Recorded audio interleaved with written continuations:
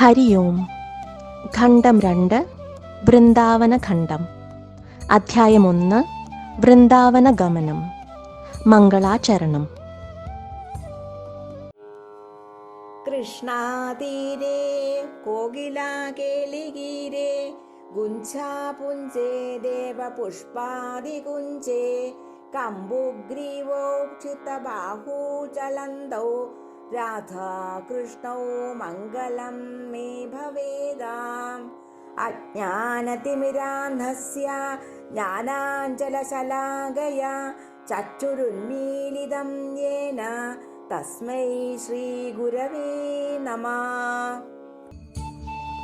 യമുനാ തീരത്ത് വിഹരിച്ചുകൊണ്ടിരിക്കുന്ന രാധാകൃഷ്ണന്മാർ തങ്ങളുടെ അനുഗ്രഹങ്ങൾ ചൊരിയട്ടെ എന്ന് പ്രാർത്ഥിച്ചുകൊണ്ട് ഈ ഖണ്ഡം ഗുരുവന്ദനത്തോടുകൂടി ആരംഭിക്കുന്നു.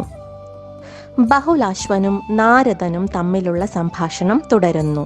ശ്രീ നാരദൻ പറഞ്ഞു: ഒരു ദിവസം നന്ദഗോപർ തൻ്റെ സഹായകരായ നന്ദന്മാരെയും ഉപനന്ദന്മാരെയും വൃഷഭാനുക്കളെയും മറ്റ് വൃദ്ധരായ ഗോപന്മാരെയും വിളിച്ചു വരുത്തിയ ശേഷം ഇപ്രകാരം ചോദിച്ചു: അല്ലയോ ഗോപന്മാരെ, ഈ മഹാവനത്തിൽ അനേകം അത്യാഹിതങ്ങൾ സംഭവിക്കുകയാണല്ലോ. അതിനുള്ള പരിഹാരം എന്താണെന്ന് നിങ്ങൾക്ക് അറിയുമോ? ഇതു കേട്ട മന്ത്രകുശലനും വൃദ്ധനുമായ സന്നന്ദൻ മറുപടി പറഞ്ഞു: നമ്മൾ ഇവിടം വിട്ട് വേറെ സ്ഥലത്തേക്ക് മാറി താമസിക്കണം എന്നാണ് എൻ്റെ അഭിപ്രായം. അത് അത്യാഹിതങ്ങൾ ഒന്നും എത്തിച്ചേരാൻ പറ്റാത്ത ഇടമായിരിക്കണം. അങ്ങയുടെ പുത്രനായ ശ്രീകൃഷ്ണൻ ഞങ്ങൾക്കെല്ലാവർക്കും വളരെ പ്രിയപ്പെട്ടവനാണ്. ആ ബാലന്റെ എതിരെയാണ് പൂതന, ശകടാസുരൻ, തൃണാവർത്തൻ എന്നീ അസുരന്മാരുടെ ആക്രമം ഉണ്ടായതും വൃക്ഷങ്ങൾ നിലം പതിച്ചതും. അതൊക്കെ ആലോചിക്കുമ്പോൾ തന്നെ വളരെ വിഷമം തോന്നുന്നു. ഈശ്വരാനുഗ്രഹം കൊണ്ടും ഭാഗ്യം കൊണ്ടുമാണ് ശ്രീകൃഷ്ണൻ അതിനെയൊക്കെ തരണം ചെയ്തത്. അതുകൊണ്ട് നമ്മൾ എല്ലാവരും ഇവിടം വിട്ട് വൃന്ദാവനത്തിലേക്ക് മാറണം. ഇവിടുത്തെ ആപത്തുകൾ ശമിച്ചാൽ ഇവിടെ തിരിച്ചു വരികയും ചെയ്യാം. നന്ദഗോപന്റെ ചോദ്യത്തിന് ഉത്തരമായി സന്നന്ദൻ വൃന്ദാവനം ഗോകുലത്തിൽ നിന്ന് എത്ര അകലെയാണെന്നും അവിടുത്തെ വിശേഷങ്ങൾ എന്തെല്ലാമാണെന്നും വിവരിച്ചു. ബർഹിഷത്തിൽ നിന്ന് വടക്ക് കിഴക്കും, യദുപുരത്തിൽ നിന്ന് തെക്കും, ശോണപുരത്ത് നിന്ന് പടിഞ്ഞാറും ഭാഗത്തായി നിലകൊള്ളുന്ന ഭൂപ്രദേശമാണ് മഥുരാമണ്ഡലം. മഥുരാമണ്ഡലത്തിനകത്ത് ഏകദേശം 160 മൈൽ നീളത്തിലും 160 മൈൽ വീതിയിലും സ്ഥിതി ചെയ്യുന്ന പ്രദേശമാണ് ദിവ്യമഥുരാമണ്ഡലം അഥവാ വ്രജം. തീർത്ഥരാജനായ പ്രയാഗ് ദിവ്യമഥുരാമണ്ഡലത്തെ പൂജിച്ചിരുന്നു. മഥുരാമണ്ഡലത്തിൽ അനേകം വനങ്ങളുണ്ടെങ്കിലും വൃന്ദാവനം ഭഗവാന് പ്രിയപ്പെട്ടതാണ്. ഗോവർദ്ധന പർവ്വതവും കാളിന്തി നദിയും അതിലെ മണൽത്തിട്ടകളും പശുക്കൾക്ക് യഥേഷ്ടം പുല്ല് ലഭിക്കുന്ന മേച്ചിൽ സ്ഥലങ്ങൾ എന്നിവയെല്ലാം കൊണ്ടും വൃന്ദാവനം അനുഗ്രഹീതമാണ്. നന്ദഗോപന്റെ അടുത്ത ചോദ്യത്തിന് ഉത്തരമായി സന്നന്ദൻ തീർത്ഥരാജനായ പ്രയാഗ് വൃന്ദാവനത്തെ പൂജിച്ച കഥയും വിവരിച്ചു. പണ്ട് നൈമിത്തിക പ്രളയകാലത്ത് ഒരു മഹാ അസുരൻ പ്രത്യക്ഷനായി. ആ അസുരന്റെ പേര് ശംഖാസുരൻ എന്നാണ്.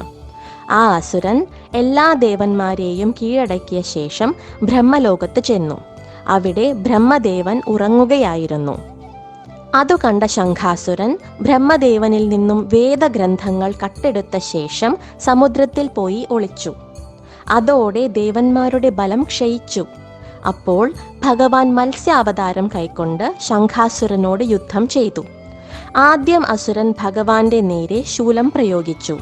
എന്നാൽ മത്സ്യദേവൻ സുദർശന ചക്രം തിരിച്ചുപയോഗിച്ച് ആ ശൂലത്തെ ഛിന്ന ഭിന്നമാക്കി. അപ്പോൾ ശംഖാസുരൻ മുഷ്ടി കൊണ്ട് മത്സ്യദേവനെ പ്രഹരിച്ചു. ഇതിൽ കോപാകുലനായ ഭഗവാൻ സുദർശന ചക്രം ഉപയോഗിച്ച് അവന്റെ ശിരസ് അറുത്തു. ശേഷം ഭഗവാൻ പ്രയാഗിൽ ദേവന്മാരോടൊപ്പം ചെന്നിട്ട് വേദങ്ങൾ ബ്രഹ്മദേവന് നൽകുകയും ചെയ്തു. പ്രയാഗിന്റെ അധിഷ്ഠാവിന് തീർത്ഥരാജൻ എന്ന പദം നൽകപ്പെട്ടു. ഗംഗയും യമുനയും തീർത്ഥരാജനെ തരംഗങ്ങളാൽ സേവിച്ചു. അനന്തരം എല്ലാ തീർത്ഥങ്ങളും അവിടെ എത്തിയ ശേഷം തീർത്ഥരാജനെ വണങ്ങി തിരിച്ചുപോയി. പക്ഷേ മധുരാമണ്ഡലത്തിലെ തീർത്ഥങ്ങൾ വണങ്ങാത്തതിനാൽ ക്രുദ്ധനായ തീർത്ഥരാജൻ മത്സ്യമൂർത്തിയോട് സങ്കടം ഉണർത്തിച്ചു.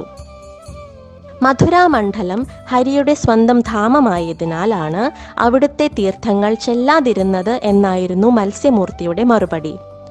ഇത് കേട്ടപ്പോൾ തീർത്ഥരാജാവിന് വലിയ വിസ്മയം തോന്നി. തീർത്ഥരാജാവ് മധുരയിലെ വ്രജമണ്ഡലത്തെ പൂജിക്കുകയും പ്രദക്ഷിണം വയ്ക്കുകയും ചെയ്ത ശേഷം തിരിച്ചുപോയി.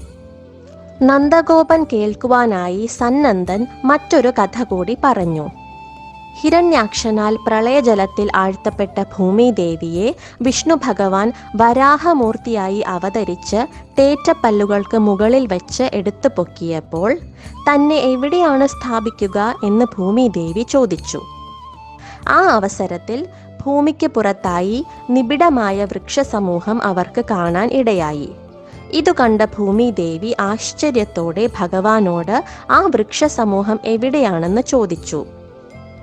വൈകുണ്ഠത്തിലെ ഗോലോക വൃന്ദാവനത്തിൽ നിന്ന് അടർത്തിയെടുത്ത മധുരാമണ്ഡലമാണ് ആ സ്ഥലം എന്ന് ഭഗവാൻ മറുപടി നൽകി. അവിടെ പ്രളയം ബാധിക്കുകയില്ല എന്നും ഭഗവാൻ അരുളി ചെയ്തു. അതിനാൽ ആ സ്ഥലം വളരെ ഉത്കൃഷ്ടമാണെന്ന് സന്നന്ദൻ കൂട്ടിച്ചേർത്തു. ഇവിടെ 2ാം ഖണ്ഡത്തിലെ 1-ാം അധ്യായം സമാപിക്കുന്നു. ഹരി ഓം.